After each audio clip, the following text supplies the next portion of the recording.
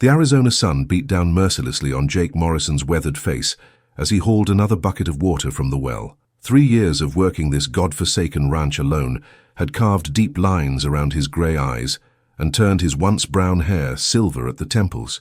The cattle lowed in the distance, their voices carrying across the parched landscape like mournful ghosts. He'd been about to head back to the house when he saw her, a small figure crumpled beside the wooden fence post near his water trough. At first glance, he thought it might be a coyote or wild dog, but as he drew closer, his blood ran cold. It was a child, an Apache child. Jake's hand instinctively moved to the rifle slung across his shoulder. Every muscle in his body tensed as memories flooded back. Tommy's lifeless body, the burned cabin, the Apache war paint smeared on his boy's face when they'd found him. But this girl couldn't be more than 12, and she was barely breathing. She lay on her side, dark hair matted with dust and dried blood, wearing a torn deerskin dress that had seen better days. Her small frame shook with each labored breath, and Jake could see the telltale signs of dehydration and exhaustion. She'd been traveling hard and long. Damn, he muttered under his breath, torn between the hatred that had festered in his heart for 3 years and something else, something that reminded him of the man he used to be before grief had hardened him into stone. As he knelt beside her, something caught the light around her neck. Jake's breath hitched in his throat, and his hands began to tremble. There, hanging from a leather cord against the girl's chest, was a turquoise necklace he'd recognize anywhere. It was the one his late wife Sarah had given their son Tommy for his 16th birthday, a piece of sky-blue stone set in hammered silver that had belonged to her grandfather. "No," Jake whispered, reaching out with shaking fingers to touch the familiar pendant. "How in the hell?" The girl's eyes fluttered open at his touch, dark brown eyes filled with pain and fear. She tried to scramble backward, but she was too weak to move more than a few inches. Her lips moved, forming words in Apache that Jake couldn't understand, but her tone was pleading.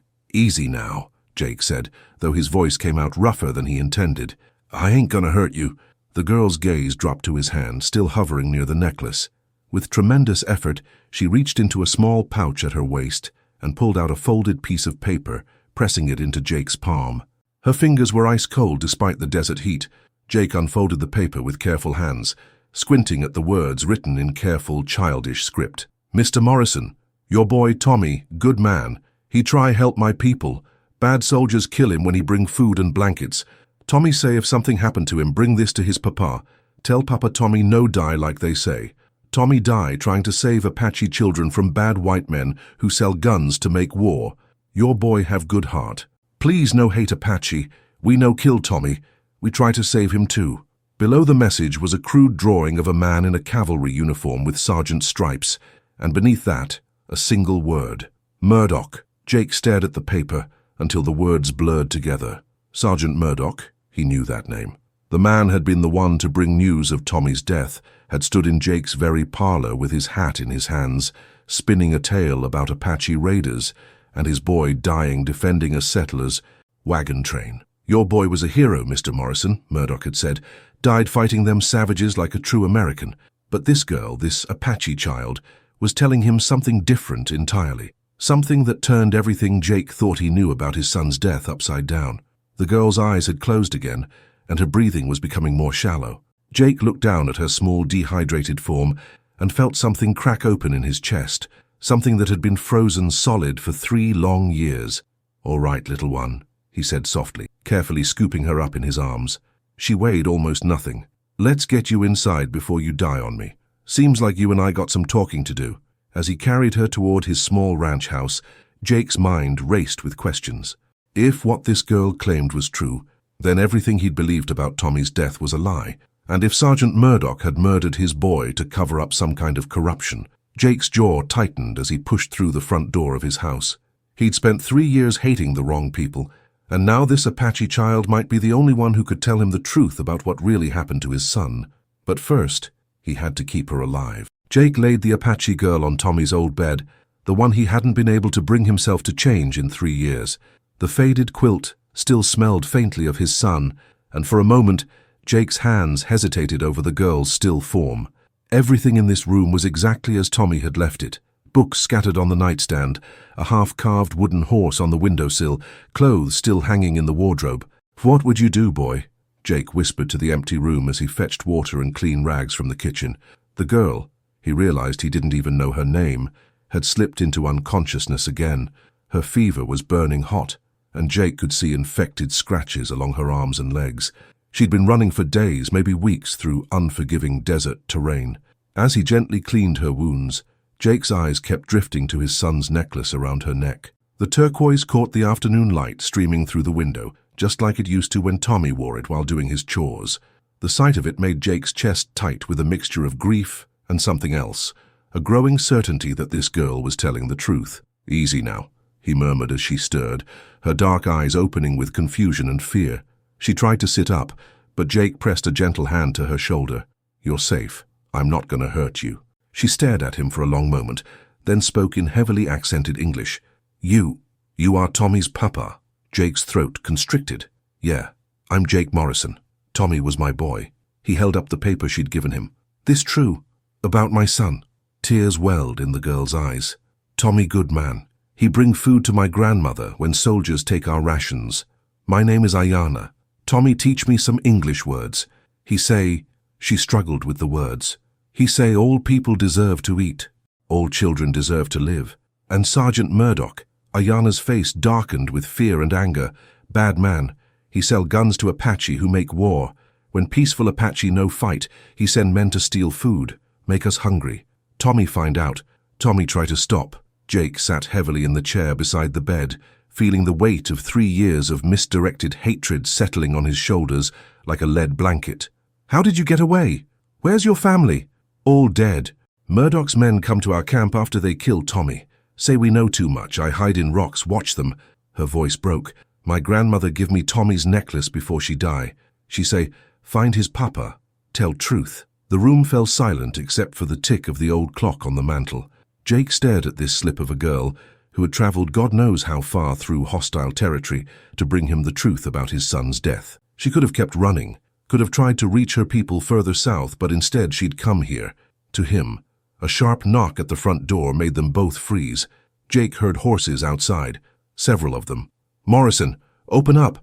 This is Sheriff Dalton." Jake's blood turned to ice. If Dalton found an Apache child in his house, there'd be questions he wasn't ready to answer. The sheriff was a decent enough man, but he was also beholden to the territorial government and the army.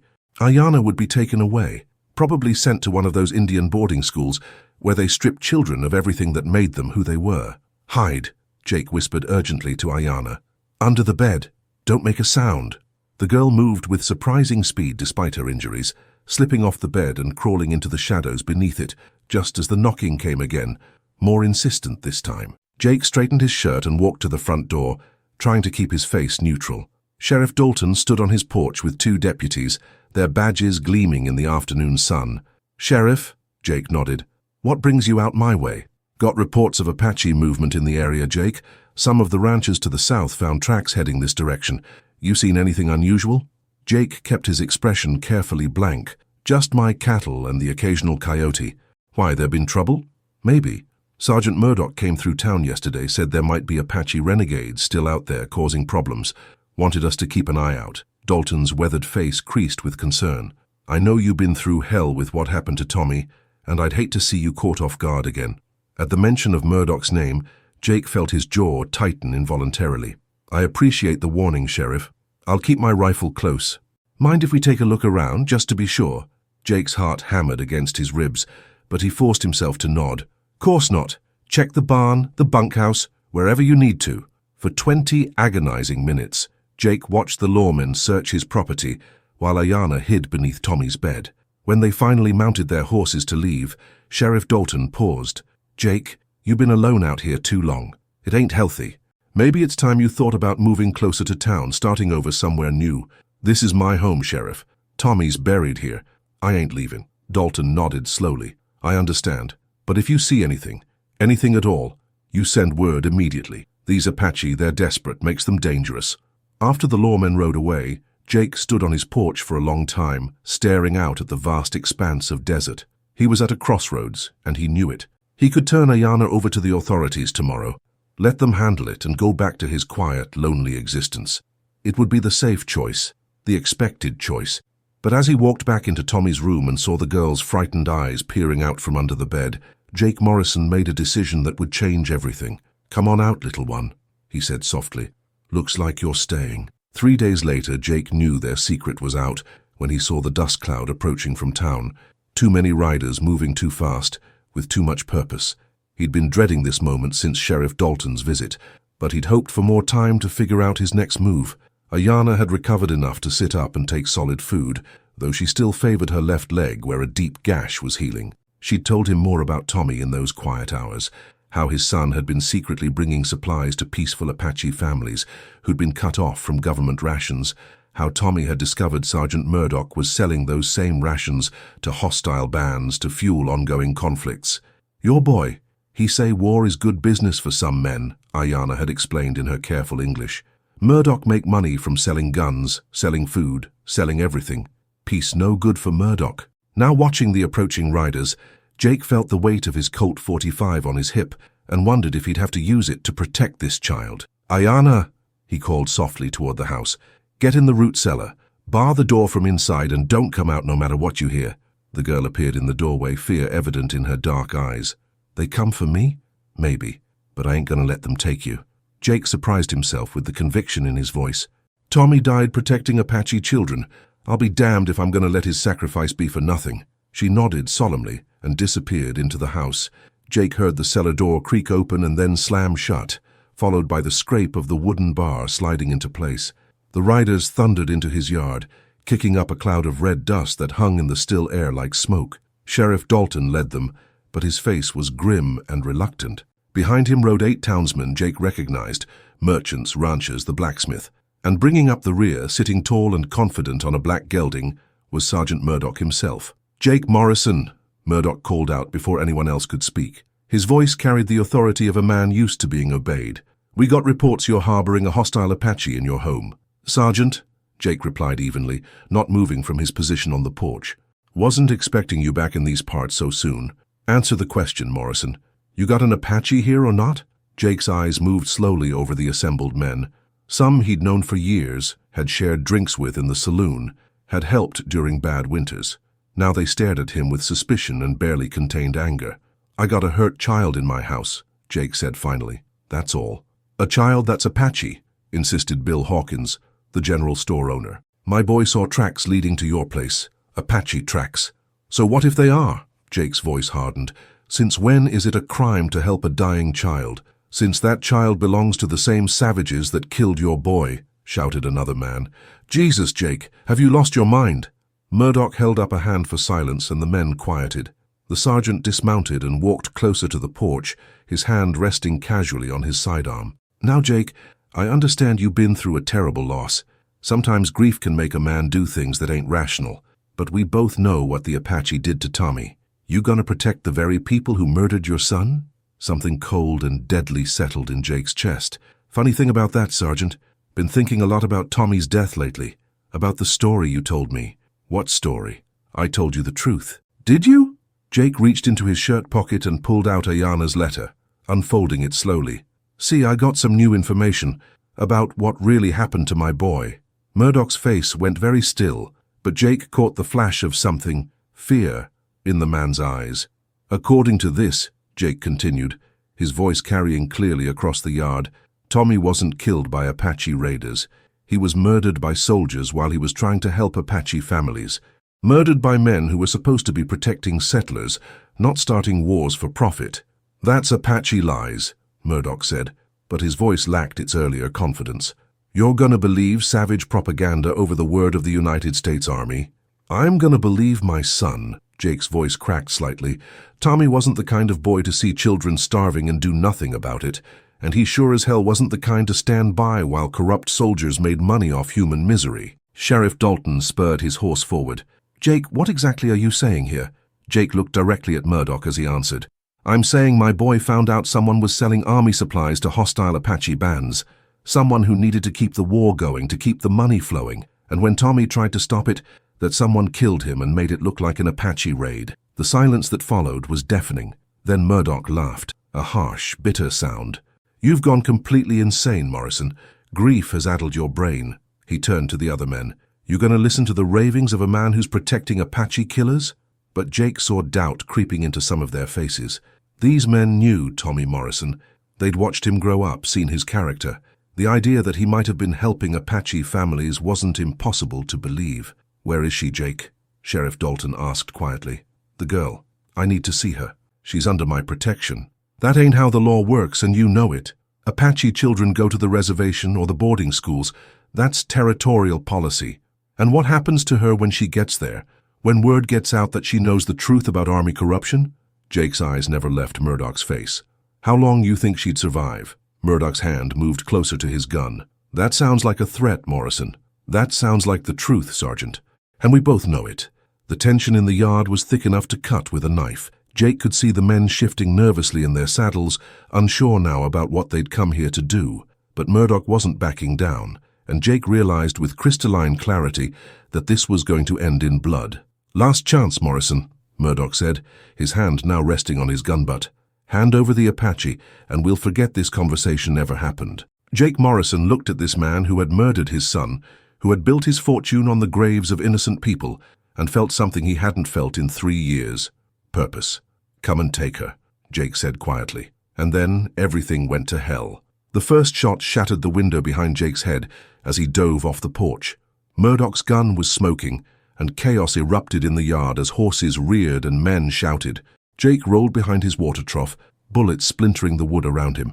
"Don't kill him," Murdoch bellowed over the gunfire. "We need him alive to find where he's hidden the girl." Sheriff Dalton's voice cut through the noise. "Hold your fire. This ain't how we do things." But Jake could see that Murdoch had brought more than just townsmen. Mixed in with the local men were 3 hard-faced strangers in civilian clothes. Murdoch's own men, Jake realized. Men who wouldn't hesitate to kill a rancher and a child to protect their sergeant's secrets. Jake put 2 quick shots through his kitchen window, the prearranged signal. From somewhere beneath the house, he heard the root cellar door bang open. Ayanna had better be running for the horses like they'd planned. "Morrison," Murdoch called, "come out now and maybe the girl lives to see the reservation." Instead of answering, Jake sprinted for the back of the house, using the building as cover. Bullets chased him, gouging chunks from the adobe walls. He reached his small barn just as Ayanna emerged from behind the house, limping but moving fast, toward where he'd saddled 2 horses that morning. "This way!" Jake grabbed her hand and pulled her into the barn. His bay gelding and the smaller mare he'd been breaking for riding were ready, saddlebags packed with supplies he'd prepared for this moment. "They kill us?" Ayanna's English was deteriorating under stress, reverting to the frightened child she truly was. "Not if I can help it." Jake boosted her onto the mare, then swung up on his gelding. "Hold tight and don't look back." They burst from the rear of the barn at a full gallop, heading for the rocky hills that rose behind Jake's property. Shouts erupted behind them as their pursuers realized what was happening. Within minutes, Jake could hear hoofbeats following. The terrain worked in their favor initially. Jake knew every draw and canyon for miles around, while Murdoch's men were operating in unfamiliar country. But Jake's horse was carrying double the weight it was used to in his saddlebags, and Ayanna's mare was young and unsteady on the rough ground. They climbed steadily into the hills as the sun began its descent toward the western horizon. Jake pushed the horses hard for the first hour, putting distance between them and their pursuers, but he could see the animals were struggling. "We rest soon," he called to Ayanna, who was clinging to her saddle horn with white knuckles.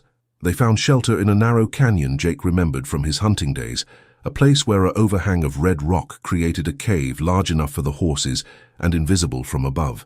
Jake led them deep into the shadows and finally allowed himself to breathe. Ayanna slipped from her saddle and immediately collapsed against the canyon wall, her injured leg finally giving out. Jake caught her before she could fall. "I slow you down," she said, tears streaming down her dusty cheeks.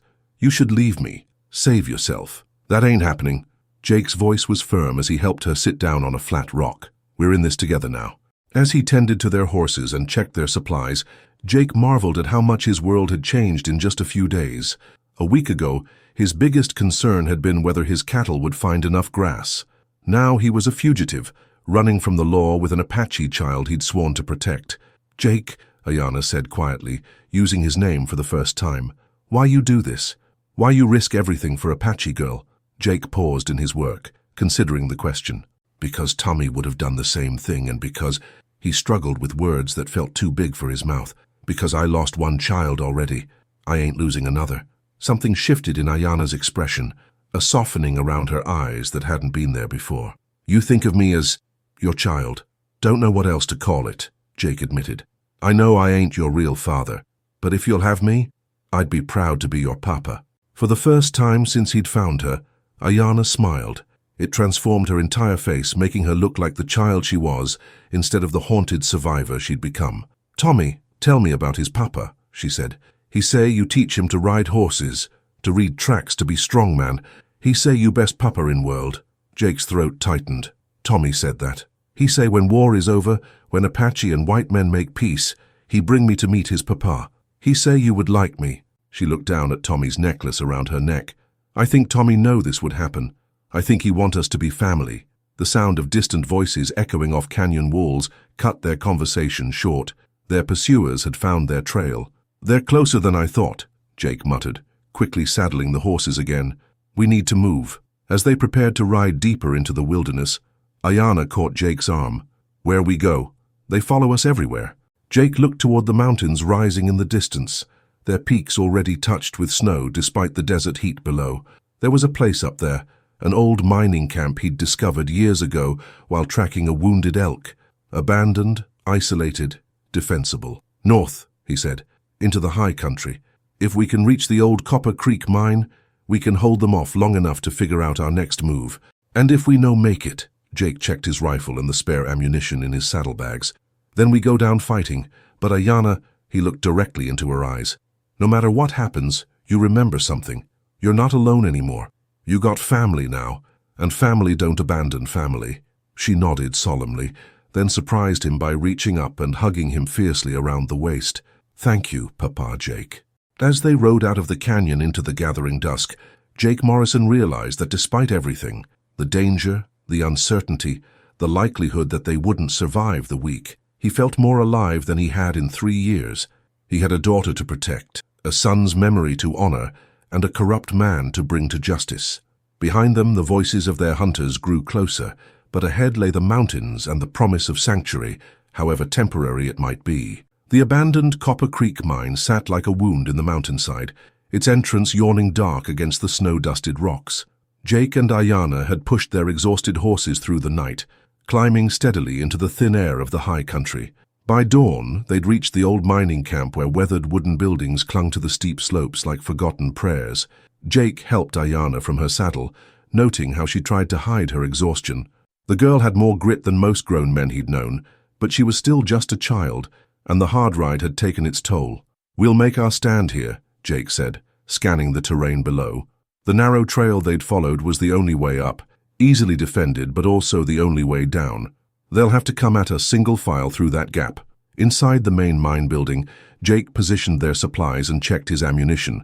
24 rounds for his rifle, 12 for his pistol. Not much for what was coming, but it would have to do. Ayana sat near the window, Tommy's necklace catching the morning light. "Papa Jake," she said quietly, "I need tell you something." "What is it, little one?" "I know tell you everything about Tommy, about why Murdoch kill him." She took a shaky breath. "Tommy find papers, army papers that show Murdoch steal money, sell guns, make deals with bad Apache to keep war going. Tommy take papers to hide them." Jake felt his pulse quicken. "What happened to those papers?" Ayana reached inside her dress and pulled out a small oilskin packet. "Tommy give them to my grandmother before soldiers come. She give them to me.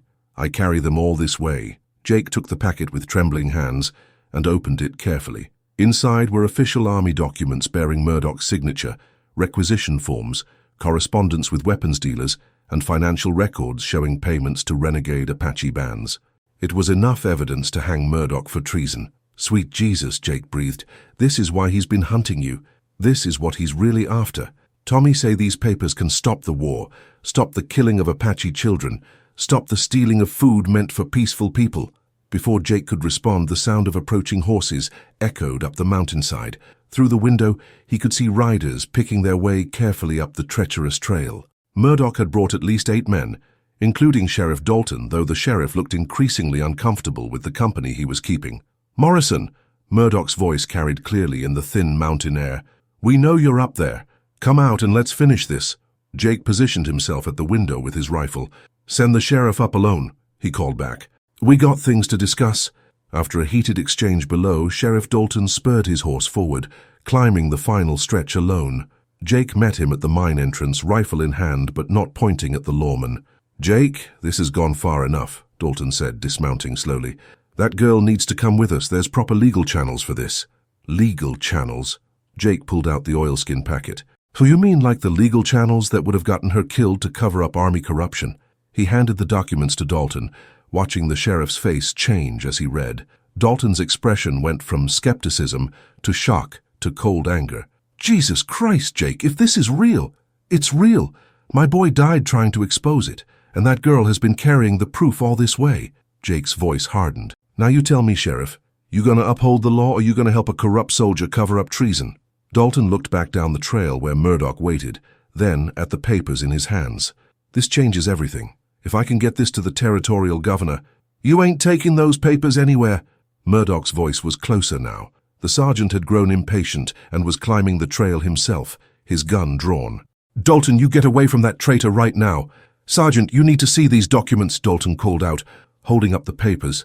Murdoch's response was to put a bullet through the sheriff's chest. Dalton crumpled to the ground, the papers scattering in the mountain wind. Jake dove for cover as Murdoch's men opened fire, their bullets chipping stone from the mine entrance. "Ayanna!" Jake shouted. "Stay down!" The girl had pressed herself against the far wall, but Jake could see her eyes fixed on the scattered documents, her grandmother's final gift, Tommy's last hope for justice, blowing away in the wind. Without thinking, she darted toward the doorway. "No!" Jake lunged after her, but she was already outside, desperately grabbing at the papers as bullets whined around her. Jake's rifle boomed, and one of Murdoch's men tumbled from his horse. He worked the lever, fired again, providing cover, as Ayanna scrambled to collect the scattered documents. "Got them!" she called, clutching the papers to her chest. But Murdoch was almost to the mine entrance now, his face twisted with rage and desperation. "Give me those papers, you little savage!" Jake stepped between them, his rifle trained on Murdoch's chest. "You want them? You'll have to go through me." "My pleasure," Murdoch snarled, raising his pistol. Both men fired at the same instant. Jake felt the bullet tear through his shoulder, spinning him around, but his shot had found its mark. Murdoch staggered backward, clutching his chest, his eyes wide with shock. "The truth!" Jake gasped, struggling to stay on his feet. "The truth about Tommy, about all of it. It's all in those papers." Murdoch tried to raise his gun for another shot, but his strength was failing. He collapsed to his knees, then pitched forward onto the rocky ground. The shooting stopped. In the sudden silence, Jake could hear voices from below. Murdoch's remaining men arguing among themselves, their leader dead and their cause lost. "Papa Jake!" Ayanna was at his side, her small hands trying to stop the bleeding from his shoulder. "You hurt bad?" "I'll live," Jake managed, though the world was spinning around him. "The papers?" "Safe." She held up the oilskin packet, tears streaming down her face. "Tommy's papers safe." Down the trail, Jake could see the remaining men retreating, apparently deciding that whatever Murdoch had been paying them wasn't worth dying for. Sheriff Dalton was still breathing, though barely. 3 weeks later, Jake Morrison stood in the territorial courthouse in Tucson, his arm still in a sling, but his back straight with pride. Beside him, wearing a new blue dress but still sporting Tommy's turquoise necklace, stood Ayanna Morrison, soon to be legally his adopted daughter. The territorial governor himself had reviewed the evidence, and the resulting investigation had exposed a web of corruption that reached from the local army garrison all the way to Washington. The Apache wars were finally winding down, not through violence but through the kind of justice Tommy had died trying to achieve. "Mr.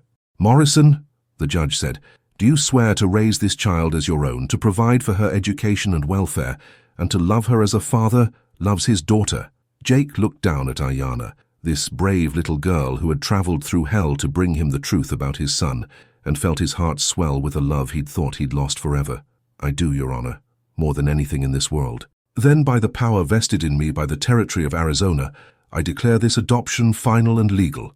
Ayanna Morrison, you are now officially the daughter of Jacob Morrison." As they walked out of the courthouse into the warm Arizona sunshine, Ayanna slipped her small hand into Jake's larger one. "Papa Jake," she said quietly. "Tommy would be happy, yes?" Jake squeezed her hand gently, thinking of his son and the legacy of courage and compassion he'd left behind. "Yeah, little one. I think Tommy would be real happy."